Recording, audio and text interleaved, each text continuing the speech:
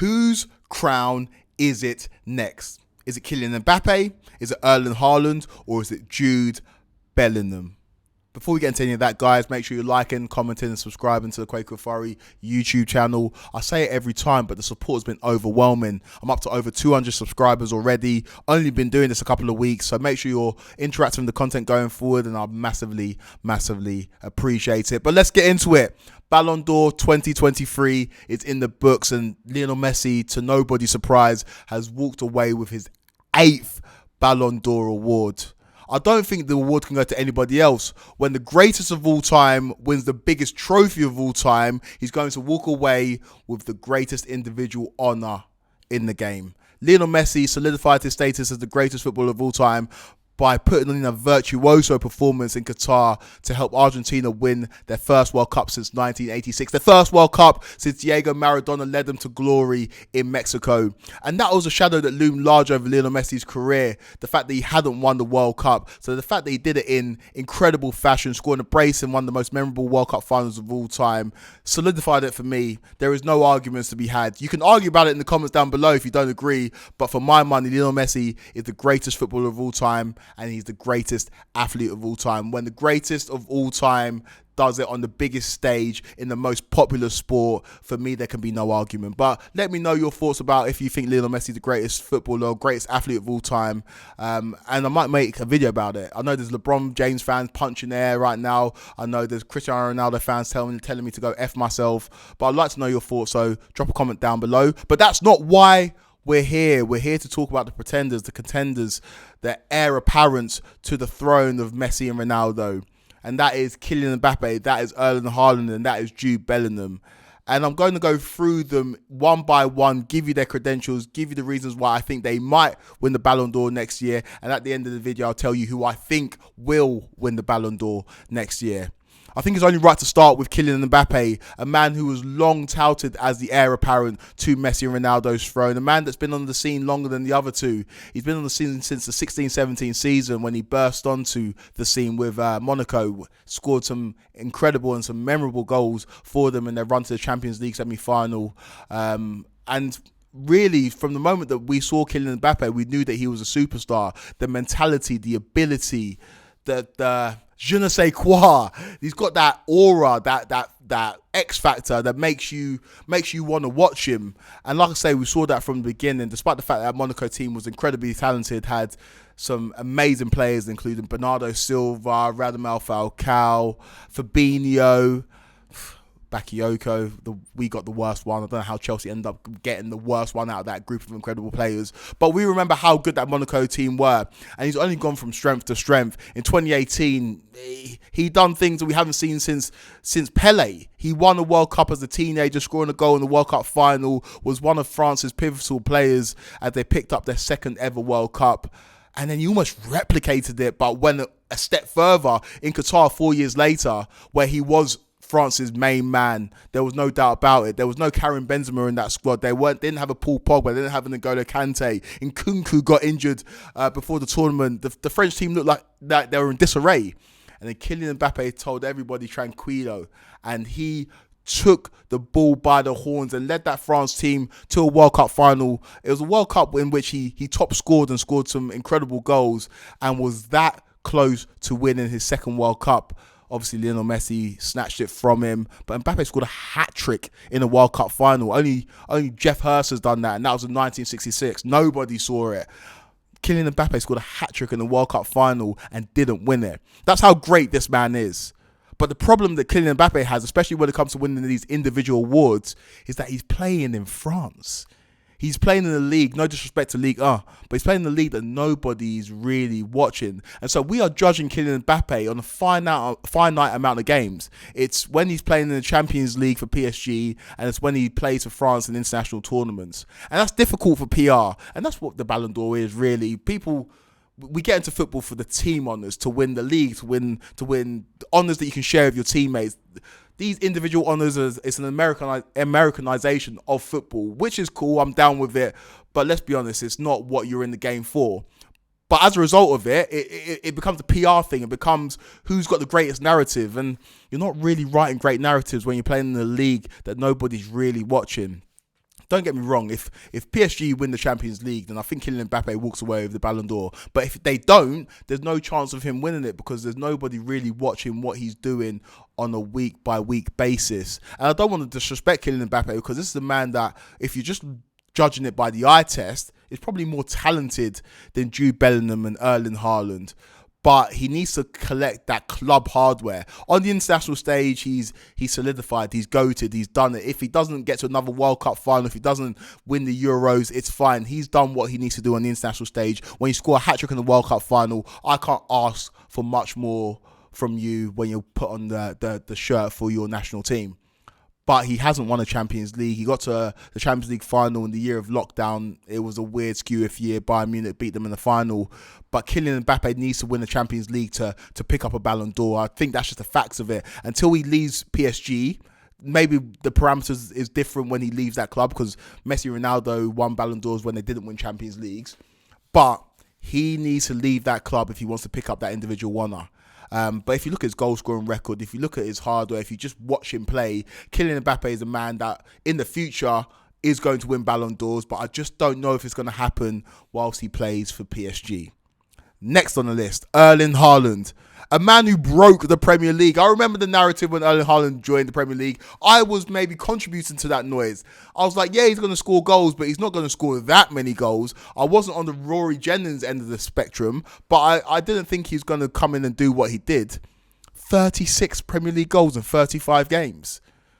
He broke every record in the book in the Premier League in his first season. Man City had never won the Champions League. It was the one trophy that was missing from the cabinet. He comes in. He says it's our time now and helps Man City win the Champions League.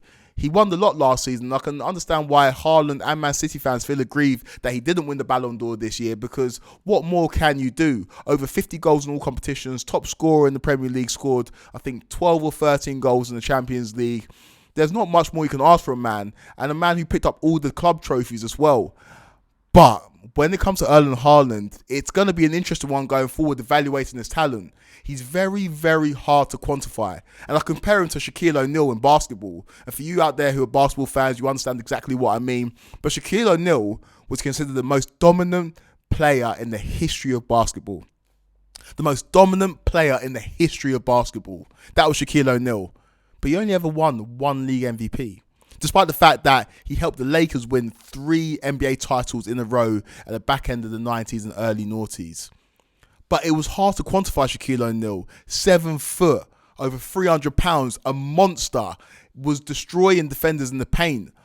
But he didn't necessarily pass the eye test. It wasn't beautiful basketball. When you talk about basketball, you compare it to jazz. It's the most fluid, the most beautiful, the most aesthetically pleasing sport behind football.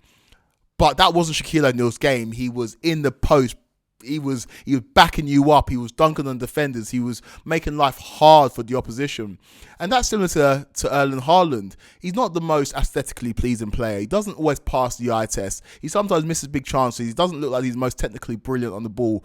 But boy, is he effective. If you need a striker to bag you goals, you're going to get Erling Haaland. And it's going to be interesting to evaluate him going forward because when it comes to these individual honours, like I said, it's a narrative thing. It's an eye test thing. There's a romance to it. There's not much romance when it comes to Erling Haaland. He's definitive. There's nothing metaphoric about what he does. He gives you numbers, he gives you goals, and he's an impactful player. But when it comes to winning these individual honours, I think he's gonna struggle a little bit, especially compared to a player like Jude Bellingham or a player like Kylian Mbappe. The one thing I'll say about Erling Haaland, and probably the biggest reason why he didn't win the Ballon d'Or this year, major games. I wouldn't say he didn't turn up, but he didn't score goals. And when your game is so much predicated on scoring goals, not touching the ball for 90 minutes, but when you do, you score a goal. When you don't score a goal, your performances leave a lot to be desired, not a little to be desired. Erling Haaland played in a Champions League semi-final against Real Madrid, 2 legs, didn't score. Erling Haaland played in an FA Cup semi-final against Sheffield United, didn't score. Erling Haaland played in an FA Cup final against Manchester United, Man City's biggest rivals. He didn't score. Erling Haaland played in a Champions League final against Inter Milan, a team that you think he'd have his way with. didn't score. So in the biggest moments of Man City's season in cup competitions, Erling Haaland didn't score. And I know Man City fans go and point to games of league, important games, especially the game at home against Arsenal, which is really the league decider. He turned up and showed out against Man City's biggest contenders last season. But in the cup games, the games that everybody was tuning into, FA Cup final, Champions League final, Erling Haaland didn't turn up. And ultimately, I think that worked against him when it came to Ballon d'Or voting. Lastly, Jude Bellingham, the prince that was promised, first of his name, the killer. I've run out of superlatives when it comes to Jude Bellingham. I don't know what to say about him. It feels like we're living in the Matrix, with people calling him Juju Bellingham. What we're seeing right now is not normal. This is a 20-year-old from Birmingham, and he's gone to the biggest team in the world and has made it his team. This is a team that is not full of scrubs. This is a team that has players like Luka Modric, Toni Kroos, players that have won it all, seen it all. And Jude Bellingham has come in there, and within minutes of his arrival, he has become their best player. He's made the Bernabeu his home. The celebration is iconic. The goals are becoming iconic. In your first ever El Clasico, you score a brace, and the first one is a banger. I know people point to the keeper, maybe should save it, but come on, man. When you're striking it like that, in your first ever El Clasico, you just got to give credit to the person who scored the goal. You can't point to the goalkeeper. Jude Bellingham is ticking every single box right now. And if you're projecting it, based on the way that he's playing right now, it seems like he's going to be the runaway leader for the Ballon d'Or award next season. With Jude Bellingham, though, we have to pause and be considerate in terms of how we analyse him. He's not a striker. I think he might go on to be a player that is only, we consider his goal scoring exploits his biggest facet, but at the moment he's not a striker. So this rate is going to slow down. He scored 10 in 10 league games. He scored 3 in 3 Champions League games. He's breaking records right now, but it's inevitably going to slow down. And when it does slow down, let's see how we're analysing Jude Bellingham. Let's see if we're taking note of the bits that he does that's not in front of the goal, how he works in midfield, how he tracks back. Because these other players, Mbappe and Haaland, we are judging them on goals and assists. Jude Bellingham's slightly different. At the moment, we're judging them on goals and assists because Real Madrid haven't got a striker. But when the goals do dry up a little bit, let's see how we evaluate Jude Bellingham. But for my money, at the moment, there aren't many better players in the world than Jude Bellingham. He is doing it all for Real Madrid, and this is Real Madrid, and he's their best player. So, in my opinion, just to conclude, we'll come to the end of the video. I've ranted for long enough. I think by the time that the Ballon d'Or 2024 rolls around, I think Bellingham will be the clear favourite. I'm sorry, but I don't want to compare him to Michael Jordan because that's harsh. But I saw a video that James Allcott did, and he was watching The Last Dance. He went to watch the El Clasico at the Olympic Stadium in Spain, and he said he was watching The Last Dance on the plane, and he was comparing the beginning of Michael Jordan's career to Jude Bellingham and the way he has the ability to bend the game to his will. And I'm finding it hard to disagree. This is a man that can get it done in different ways. In the El Clasico, he knew that his job was to score goals. In other games, it's to get up and down and provide options for his teammates. Or maybe sometimes he goes into creative mode and provides. This is a man that can do it all. I think by this time next year, we'll be looking at the best player in the world. I think the world is at his feet. He can do it all. He can do things on the football pitch that look so simple, but he just does it effortlessly. And he's got the size. He's got the physicality. He's a man that I'm enamored by. And like I said, by the time next season rolls around, Mbappe, Haaland, Bellingham, they will be the 3 main contenders. But I will be surprised if Jude Bellingham is the Ballon d'Or winner 2024. I'd love to know what you guys think. Let me know down in the comments below. Let me know the videos you want me to make next. Like I say, I'm very, very open to suggestions. So let me know your thoughts and notions down below, and I'll be back with more videos very, very soon.